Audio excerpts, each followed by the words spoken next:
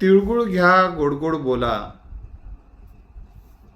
असा आपण एकमेकांना मकर संक्रांतीच्या निमित्तानं सांगत राहतो. आता हे गोड गोड बोला म्हणजे काय बोला हे आपण नक्की स्पष्ट होत नाही आणि स्पष्ट करत नाही. तर आजच्या भागामध्ये आपण गोड बोलणं म्हणजे काय या अनुषंगानं काही मुद्दे उपस्थित करणार आहोत. आता कोणाचं बोलणं आपल्याला गोड वाटते आणि कसं बोललेलं आपल्याला गोड वाटते हे आपण एकदा तपासलं पाहिजे. पहिल्यांदा संत तुकाराम महाराजांचं एक वचन आहे, मनी वसे त्याचे आवडे उत्तर. मनी वसे त्याचे आवडे उत्तर, समाचार घ्यावा ऐसे वाटे. जो व्यक्ती आपल्या मनात बसलेला असतो त्याचं बोलणं आपल्याला गोड वाटते, त्याची विचारपूस करावी वाटते. तर पहिल्यांदा आपलं बोलणं, बऱ्याच एका मित्राने मला विचारलं, सर माझं बोलणं गोड होण्यासाठी मी काय करू? तर आपल्या मनामध्ये पुढच्या व्यक्ती जर बसलेले असतील, पुढच्या माणसांविषयी आपल्या मनामध्ये प्रेम असेल, सहानुभूती असेल, समानुभूती असेल, जिव्हाळा असेल, तर त्यांच्याविषयी आपल्या तोंडातून येणारे शब्द हे गोड असतात. आता गोड असतात म्हणजे काय असतात? प्रेमळ असतात. सकारात्मक शब्दांचा आपण वापर तिथं मुद्दाम करावा लागत नाही, तर ते सहजतेनं होत असतो. आईचं आपल्या मुलावर विलक्षण प्रेम असतं. जेव्हा आई आपल्या मुलाला बोलत असते तर प्रेमानं बोलताना बहुतांश वेळा दिसते. आणि एखाद्या वेळेस काही तिला मुलाला शिस्त लावण्यासाठी, संस्कार करण्यासाठी जरी बोलावं लागलं तर त्यामध्ये सुद्धा एक प्रेमच असते. तर हे आई जेव्हा मुलाला बोलते ते त्याच्या प्रेमाचा तिचा भाग असतो. तर प्रेमळ आणि सकारात्मक शब्दांचा वापर करून इतरांशी आपण जेव्हा संवाद साधतो त्यामुळे पुढच्या व्यक्तीला जेव्हा चांगलं वाटते तेव्हा ते गोड बोलणं असते. इतरांच्या मनात आपल्या बोलण्यामुळे जेव्हा चांगले विचार निर्माण होतात, चांगल्या भावना निर्माण होतात, चांगल्या कल्पना निर्माण होतात, ते बोलणं गोड असते. आणि यामुळे तो व्यक्ती आपल्याला हवासा वाटतो, त्या व्यक्तीशी आपल्याला बोलावं वाटतं. ज्या व्यक्तीशी आपल्याला बोलावं वाटतं, ज्या व्यक्तीचं आपल्याला ऐकावं वाटतं, तिथं बोलणं गोड असते. आणि ह्या चांगल्या गोड बोलण्याचा फायदा काय होतो? चांगल्या वातावरणाची आणि चांगल्या नातेसंबंधाची निर्मिती होते. आणि चांगल्या वातावरणाची आणि चांगल्या नातेसंबंधामध्ये अधिक सुधारणा होण्याचा एक राजमार्ग म्हणजे गोड बोलणं असते. आता हे मी पुढच्या भागात सांगणार आहे, गोड बोलण्यामधले अडथळे काय असतात, अडचणी काय असतात, गोड बोलणं काय येत नाही, हे पुढच्या भागात बघू. आज आपण त्या भागाला हात लावू नये. तर चांगलं वातावरण आणि नातेसंबंध चांगलं करण्यासाठी तर आपल्याला हे गोड बोलण्याचा उपयोग करावा लागतो. हे गोड बोलणं कसं असते हे आपण पाहत आहोत. आता गोड बोलणं म्हणजे आपले विचार, आपल्या भावना अशा पद्धतीनं व्यक्त करणं की ते पुढच्याला आनंदी वाटेल,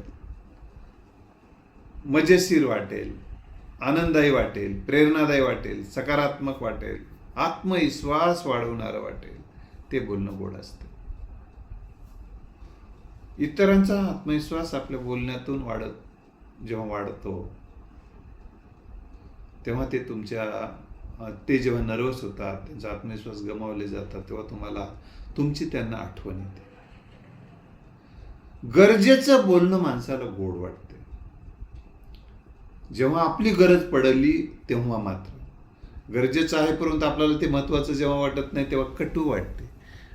बऱ्याचदा आईवडील आपल्या लेकराला चांगलं वागावं म्हणून अनेक चांगले शब्द वापरतात, चांगले मार्ग दाखवतात.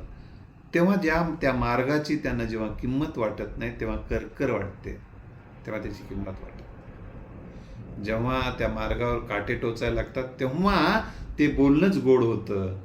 आपण ते कटू वाटलं तेव्हा त्यांना आठवण येते. तर म्हणून मित्र, आपलं बोलणं जेव्हा आपुलकी निर्माण करते इतरांच्या मनामध्ये, जेव्हा इतरांच्या मनामध्ये कोणतं बोलणं आपुलकी निर्माण करते, ज्या बोलण्यामध्ये आपलेपणा आहे. आपलेपणानं जेव्हा आपण व्यक्त होतो, जेव्हा तिथं ते बोलणं गोड वाटते. ज्या बोलण्यामध्ये कौतुक असेल, प्रेरणा असेल, प्रोत्साहन असेल, प्रशंसा असेल, त्याचं कौतुक असेल, म्हणजे काय करायचं? कौतुक करणं म्हणजे काय करणं? नाही ते सांगत बसणं नाही, तर जे आहे त्याच्यामध्ये जे गुण आहेत, प्रत्येकामध्ये काही ना काही गुण असतात. बंद पडलेलं घड्याळ सुद्धा एक वेळेस राईट टाइम दाखवते असं म्हणतात. गमतीचा भाग वेगळा, पण प्रत्येकामध्येच कोणता ना कोणता चांगला गुण असतो. त्या गुण आपल्याला घेता आला पाहिजे आणि त्या गुणाचं कौतुक करणं ही खरं कौतुक आणि खरी प्रशंसा असते. नाहीतर ती नाही त्या गोष्टीचं आपण कौतुक करू लागलो ती एक प्रकारची निंदा होते. काही काही कौतुकाचे शब्द वापरला, स्वीट हार्ट, माय हनी वगैरे असे काही शब्द वापरतात. माझा जीव, माझा प्राण, माझं हृदय वगैरे अशा पद्धतीनं शब्द वापरले जातात. यातून आपुलकी, आपलं प्रेम व्यक्त होत असते. आणि चांगलं गोड बोलणं हे चांगल्या विचारांना प्रेरणा देते. चांगले विचार निर्माण होतात आणि चांगलं काम करायला सुद्धा प्रेरणा ह्या गोड बोलण्यामुळे होते. कारण एखादं व्यक्ती ला प्रेमानं समजून सांगितलं, प्रेमानं जग जिंकता येते, म्हणजेच प्रेमाचं बोलणं म्हणजेच गोड बोलणं. तर प्रेमानं जग जिंकता येते म्हणजेच इतरांची मनं जिंकता येतात. आणि मनावर राज्य करणं म्हणजेच खऱ्या अर्थानं जग जिंकणं असते. आणि मनावर राज्य करण्यासाठी आपल्याला अतिशय पुढच्याचा सन्मान होईल असं बोलणं, सन्मानजनक बोलणं. एखादी चूक जरी सांगायची असेल तर ती सन्मानजनक पद्धतीने आपल्याला जर सांगता आली, पुढच्या व्यक्तीला ती न जाणू देता त्याची चूक, त्याला सन्मानजनक पद्धतीने जर आपण ते सांगू शकलो, त्याचा कुठेही सन्मानाला ठेच न पोहोचता आपण जर त्याला बोलू शकलो, त्याला हळुवारपणे सांगू शकलो. गोड बोलण्यामध्ये हळुवारपणा असतो. गोड बोलण्यामध्ये हळुवारपणा असतो. एक व्यक्ती मी ऐकलेले जोक आहे तो. एक व्यक्ती हळूहळू बोलत असतो. तेव्हा त्याला बायको विचारते की इतका हळूहळू कोणाशी बोलायला? तो म्हणतो बहिणीशी बोलायला. त्याने म्हणते बहिणीला इतकं कोणी हळू बोलत नाहीत. ते म्हणते माझ्या नाही ग तुझ्या म्हणते. पण हे गोड बोलण्यामध्ये मात्र हे गोड बोलणं नसते होत. असं तुमच्या दृष्टिकोनातून जे होते, ज्या बोलण्याला अनैतिकतेचा, वासनेचा, बेकायदेशीरतेचा, अपवित्रतेचा स्पर्श असतो, ते बोलणं गोड नसते. हे आपण लक्षात ठेवलं. कारण त्याचा मागचा हेतू दुसऱ्याला अपवित्र करणे, दुसऱ्यांच्याकडून स्वार्थ साधून घेणे, दुसऱ्यांना फसवणे, हे गोड बोलणं नसतं. ते गोड बोलून काटा काढणं असतं. तर चांगल्या हेतूने गोड बोलण्याला गोड बोलणं म्हणतात, हे लक्षात ठेवा. वाईट हेतूने गोड बोलण्याला गोड बोलणं म्हणत नसतात, ते विष देणं म्हणतात त्याला.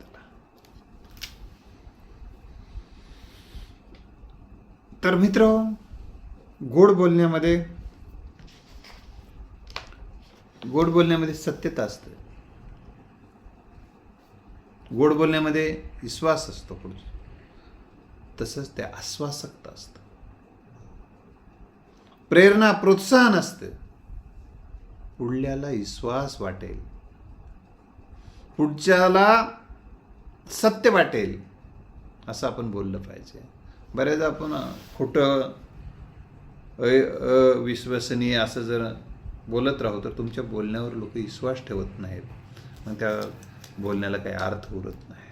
म्हणजे गोड बोलणं हे अर्थपूर्ण असते, उपयुक्त असते, ही गोष्ट आपण लक्षात ठेवलं पाहिजे.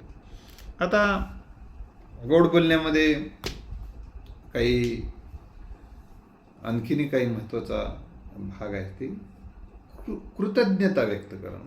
जसं प्रशंसा करणं, त्याचं कौतुक करणं, हे जसं झालं तसं कृतज्ञता व्यक्त करणं. दुसऱ्यांनी आपल्याला जे काही मदत केलेली आहे, जे काही सहकार्य केलेलं आहे, ते सहकार्य केलं त्याचं हो सहकार्य मला केलेलं आहे असं मान्य करणं. लक्षात आलं? मान्य करणं म्हणजे याचा अर्थ काहीही मान्य करणं नाही, हे लक्षात ठेवा.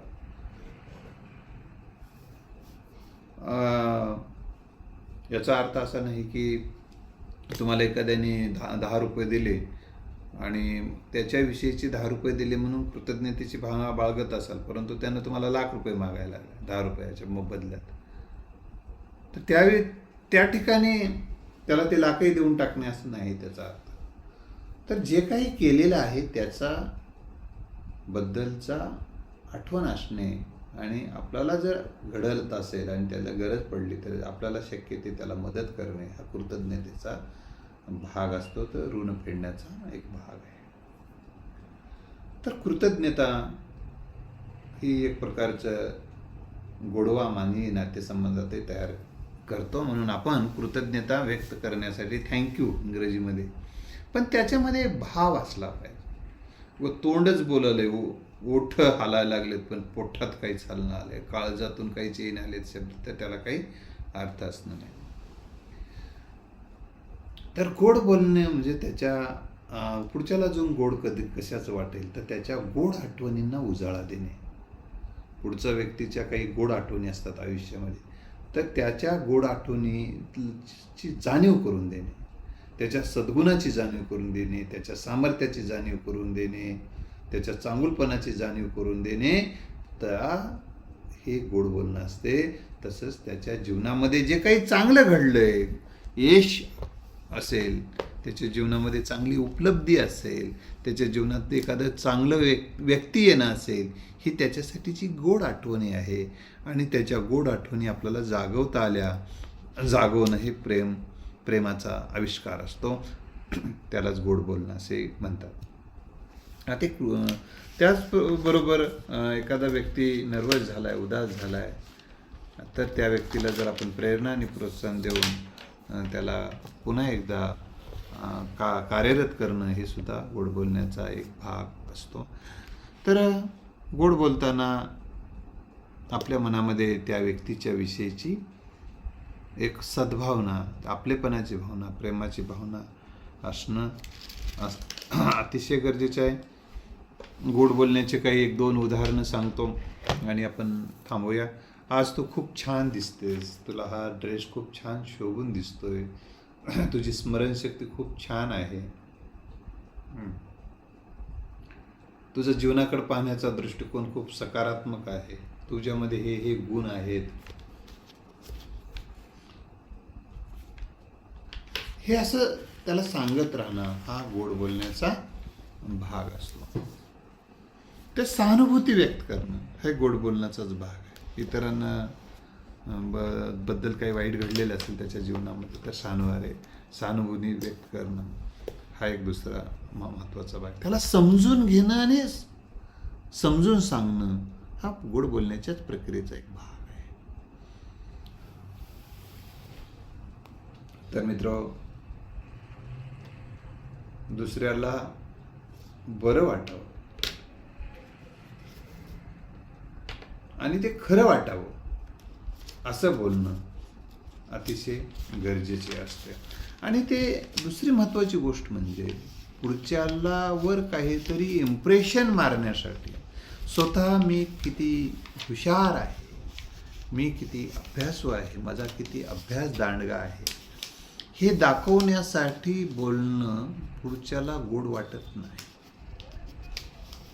त्याच्या उपयोगाचंच ते काही नसेल, माझ्या विद्वत्तेचं प्रदर्शन एवढाच माझा हेतू असेल, तर तो दुसऱ्याला गोड वाटत नाही. ही गोष्ट लक्षात ठेवा. काय गोड?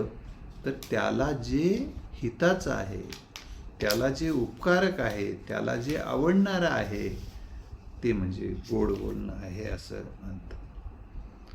तर मित्रांनो, सगळ्यात व्यक्ती माणूस जर जास्त प्रेम करतो तो स्वतःवर करत असतो. त्यामुळं त्याच्या स्वतःसाठी त्याला उपयोगाचं काही आपण बोलत होते. बऱ्याचदा आपली चूक होते की आपण तसं बोलत नाही, आपलंच इम्प्रेशन मारण्याचा आपण प्रयत्न करत असतो. तर तिथं मीपणा बाजूला ठेवून जेव्हा माझ्यासाठी नाही तर तुझ्यासाठी हे सगळं आहे असं पुढच्याला वाटलं तर ते गोड बोलणं असतं. मी अहंकारयुक्त बोलणं हे गोड नसते, गोड लागत नसते. तर त्यामध्ये अहंकार नसावा, तर त्याच्यामध्ये इतरांचा विचार असावा, इतरांना सन्मान देण्याचा विचार असावा, इतरांना हिताचा विचार असावा. असा बोलण्याला गोड बोलणं असं म्हणतात. आपण आपल्याला यामध्ये जे काही पॉईंट्स आवडले असतील, जे काही मुद्दे आवडले असतील, ते आपल्या जीवनात जर आपल्याला उपयोग केल्यानंतर फायदा होईल असं वाटत असेल ते आपण जरूर फायदा करून घ्या. तुम्हाला मकर संक्रांतीच्या हार्दिक शुभेच्छा देतो. तिळगुळ घेऊ, गोड गोड बोलू असं आपण म्हणूया. तिळगुळ घेऊया, गोड गोड बोलूया अशा पद्धतीने आपण उच्चार केला पाहिजे. तिळगुळ घ्या आणि गोड गोड बोला हे कुठल्या तरी आपल्याला गुरुने सांगितलेलं आहे, आदेश आहे त्याच्यामध्ये. बाबा तुम्ही तिळगुळ घ्या आणि तुम्ही गोड गोड बोला असं न सांगता आपण जेव्हा इतरांना म्हणतो, आपण इतरांना आदेशाच्या भूमिकेत आपण असू तेव्हा त्याचा आदेश द्या. परंतु इतरांना आपण तिळगुळ घेऊया, गोड गोड बोलूया अशा पद्धतीचे शब्दप्रयोग अधिक संयुक्तिक वाटतील असं मला वाटते. पुन्हा एकदा मकर संक्रांतीच्या हार्दिक शुभेच्छा देतो. धन्यवाद.